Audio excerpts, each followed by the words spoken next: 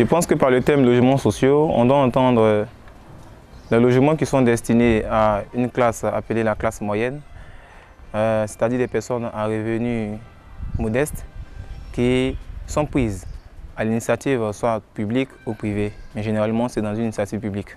J'entends par programme de logement social un programme qui prend en compte des personnes à revenus modestes. Un logement social est un logement destiné à des personnes de classe moyenne. À cette question, je répondais par la négative, c'est-à-dire je répondais par non. Car aujourd'hui, on se rend compte du coût un peu plus élevé des logements sociaux, ce qui fait que le caractère même social est en train de disparaître. Je pense que l'État devrait essayer d'entrer en contact avec les banques, essayer de favoriser une certaine coopération avec les banques dans la réduction des coûts des logements sociaux, mais aussi faciliter la procédure d'acquisition de ces logements-là. Le programme de logement n'est pas accessible à tous à cause du coût élevé des terrains. Donc, vu cette condition, l'État doit mettre en place des mesures pour réduire le coût élevé des terrains. Je demande quand même à l'État de prendre ce problème à bras le corps, s'investir au niveau des banques ou même essayer eux-mêmes de viabiliser les terrains pour donner beaucoup plus de tonus à ce programme aussi. Bon, l'État doit diminuer les coûts des logements pour que les logements soient accessibles à tous. Les logements sociaux ne sont pas accessibles à tout le monde.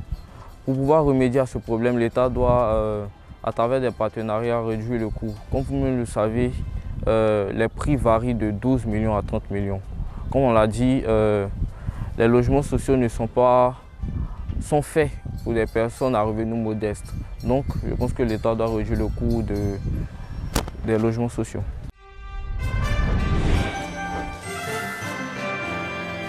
Pierre angulaire de la politique sociale et économique au lendemain des indépendances, le développement de l'habitat fut étroitement lié à celui de nos villes. L'objectif était de loger toutes ces classes et couches sociales qui prenaient forme dans le nouveau paysage social et économique de la Côte d'Ivoire. C'est donc dans cette optique qu'il a été initié la construction de différents types de logements, parmi lesquels les logements dits sociaux. Mais que devons-nous entendre par logement social et quelles étaient les cibles visées?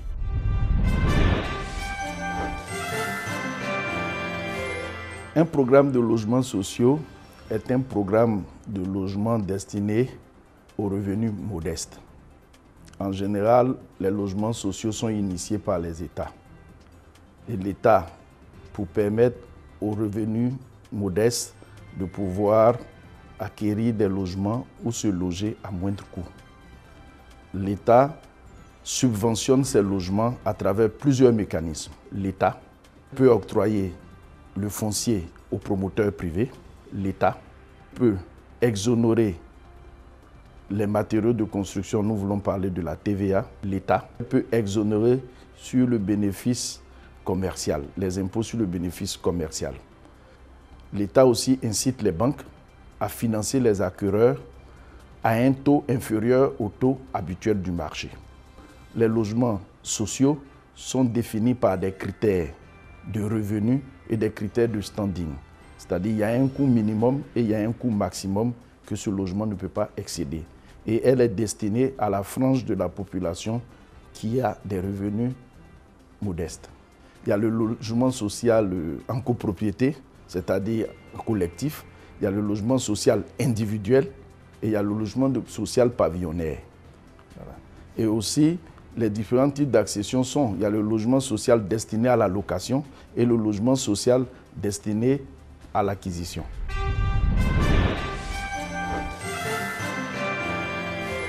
En Côte d'Ivoire, malgré le désengagement de l'État du système de production de logements, et surtout face à la crise du logement que connaît la Côte d'Ivoire depuis plusieurs décennies, il a été initié par son Excellence M. Alassane Ouattara, président de la République de Côte d'Ivoire, un vaste programme de construction de logements de type social et économique. De prime abord, un logement social est destiné aux personnes à revenus faibles. Mais dans les faits, comment peut-on devenir propriétaire d'un logement lorsqu'on a un faible revenu? Ou mieux, quels sont les mécanismes pouvant activer ce type de projet?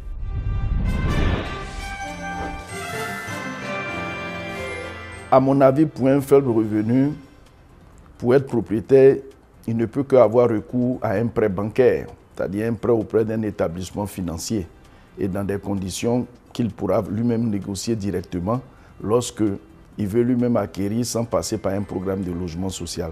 Mais dans le cas contraire, voilà, ça sera un peu difficile pour quelqu'un qui a un faible revenu d'acquérir le logement sur un fonds propre. Parce qu'on suppose que s'il a un faible revenu, c'est qu'il a une faible épargne. Voilà. Donc, à mon avis, on ne peut que passer par un prêt bancaire pour acheter un logement lorsqu'on a un faible revenu. Il y a des procédures à suivre et c'est très important. Voilà. Avant d'activer ce type de projet, d'abord, la première condition, il faut avoir un terrain avec des titres de propriété. Il faut faire des études techniques, c'est-à-dire des études d'architecture, des études de VRD, des études d'urbanisme et des études de topographie. Il faut faire même l'étude du sol. Préparer un dossier technique à déposer à la commission d'octroi de permis de construire. Lorsque la commission octroie le permis de construire, il faut déjà commencer ce qu'on appelle les souscriptions. La souscription, c'est la pré-commercialisation. Il faut déjà enregistrer les demandeurs de logement. Mais en même temps, on ne peut pas le faire sans passer par les banques. Il faut voir les banques afin qu'elles puissent, en fonction des quotités cessibles de ces derniers, puissent valider leur capacité d'endettement et donner leur quitus pour le prêt. Du moment où on a déjà les souscripteurs, on les a déjà repérés, on fait ce qu'on appelle en général une promesse de vente, voilà, qui permet de sécuriser l'aspect financier de l'opération. Et il faut aussi compter avec les fournisseurs de matériaux. Il faut voir leur planning d'exécution, la quantité de matériel et dans l'année ce qu'ils peuvent fournir. Et une fois que nous mettons tout ce mécanisme en place, maintenant il faut s'organiser à mettre en place le prêt promoteur. Parce que le prêt promoteur va s'appuyer à travers les crédits acquéreurs. Et en ce moment, avec la capacité réelle de financement des banques, on détermine la capacité de réalisation. Ça veut dire le type de logement et la quantité de logement que nous allons réaliser. C'est en fonction de ça, on fait le planning de trésorerie et on lance les appels d'offres pour sélectionner les entreprises selon les corps d'État et le projet peut démarrer. En fonction du nombre de logements à produire, on essaie d'observer la typologie à utiliser.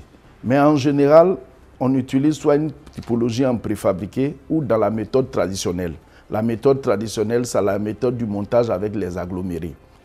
Mais je pense, et moi je préconise qu'on utilise toujours la méthode traditionnelle. Donc avant de lancer un projet, comme je le dis, il faut savoir la quantité de logements réalisables. Pas ce qu'on souhaite réaliser, mais réalisable techniquement. C'est en fonction de ça qu'on va déterminer les entreprises qui pourront le réaliser à travers leur main-d'œuvre. Mais si nous mettons un nombre pléthorique à réaliser, qu'on ne peut pas repérer cette main-d'œuvre, l'opération ne pourra pas aboutir. Voilà pourquoi il faut calibrer l'offre, la demande et la capacité de réalisation. Le logement social en partie est principalement financé par les banques commerciales. Donc c'est en fonction de la capacité de financement de ces banques commerciales que nous allons déterminer un planning de réalisation.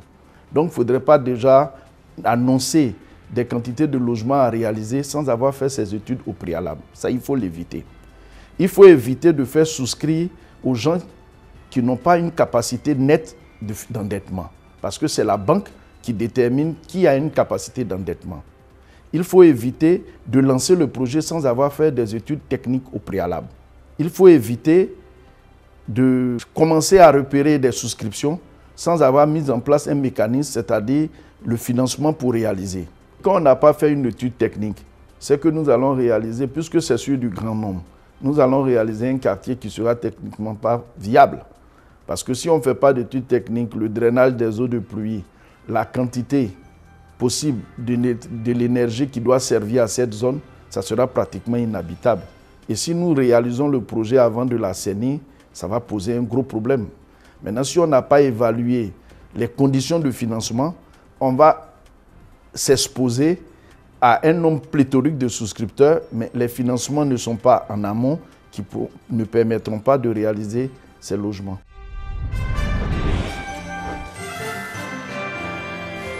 Lancé en 2012, Le programme présidentiel de construction de logements sociaux et économiques demeure un projet majeur très attendu des populations ivoiriennes. Vu donc les attentes, il est primordial pour les acteurs engagés sur ce programme d'œuvrer de sorte à réussir cette initiative en évitant et en associant surtout les acteurs de la chaîne de production, gage de la réussite d'un programme qui fera, à n'en point douter, la fierté de la Côte d'Ivoire et de la sous-région.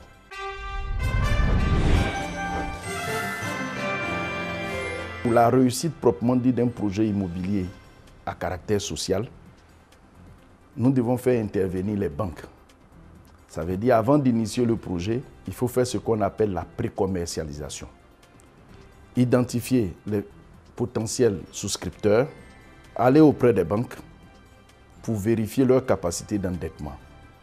Ça veut dire la capacité d'endettement répond à des critères de la banque, voire en fonction des quotités cessibles qui permettent à la banque d'évaluer le souscripteur et valider si ce souscripteur peut obtenir un prêt. Une fois qu'on a identifié des souscripteurs qui sont bancables, c'est en ce moment qu'on connaît le nombre de logements qu'on pourra réaliser.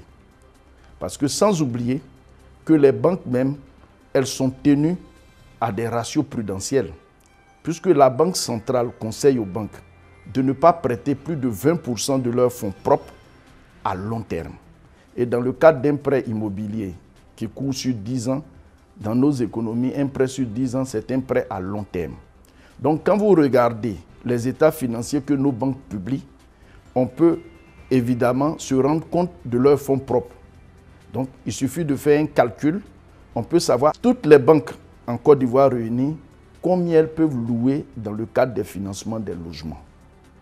Voilà pourquoi on ne peut pas faire les logements sociaux sans avoir consulté les banques au préalable.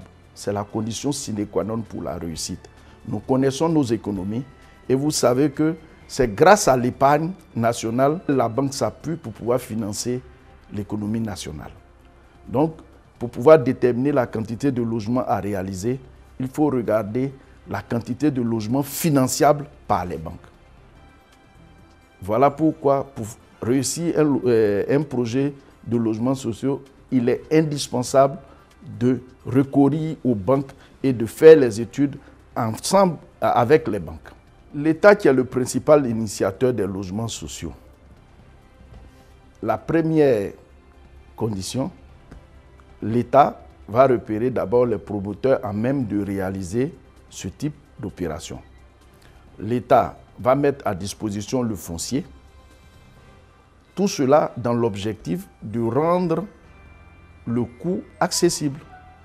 Donc, une fois que l'État met à disposition le foncier, les banques qui vont financer les souscripteurs pourront nous identifier la quantité de logements finançables sur l'année. C'est par ricochet, nous allons créer ce qu'on appelle le planning d'exécution technique en fonction de la capacité de financement des banques. Donc, l'État encadre les banques, l'État encadre les promoteurs à travers des subventions. Il subventionne la TVA sur les matériaux de construction et les entreprises qui doivent réaliser peuvent être exonérées d'impôts sur le bénéfice. Et tout ça dans un souci de rendre le coût de ce logement-là accessible. On met les logements sociaux pour pouvoir aider les revenus modestes à acquérir un logement ou à se loger à moins de coûts.